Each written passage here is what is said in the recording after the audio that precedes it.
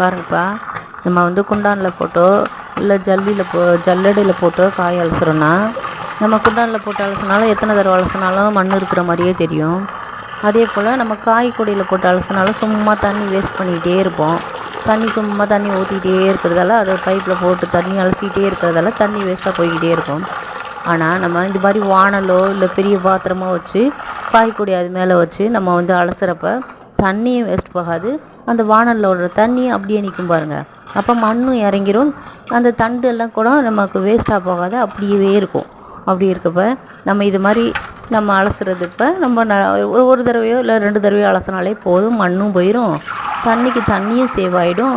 நம்ம வந்து காயும் அந்த தண்ணியும் இது வச்சுருந்தா கூட சும்மா ஏதோ ஒரு பாத்திரம் சின்னதாக பாத்திரம் அலசுறப்ப அலசிட்டு இன்னொரு தடவை கூட அந்த தண்ணியிலே நம்ம வந்து வேறு ஏதாவது கழுவலாம். அப்படி இல்லை அந்த தண்ணி கீழே யூஸ் பண்ணாது, கீழே ஊற்றினாலும் ஊற்றலாம். இது மாதிரி செஞ்சு பாருங்கள். கீரை அலசுறப்ப உங்களுக்கு இது மாதிரி தண்ணி சேவ் ஆகிற மாதிரி இருக்கும், நமக்கு வந்து மண்ணும் போன மாதிரி இருக்கும்.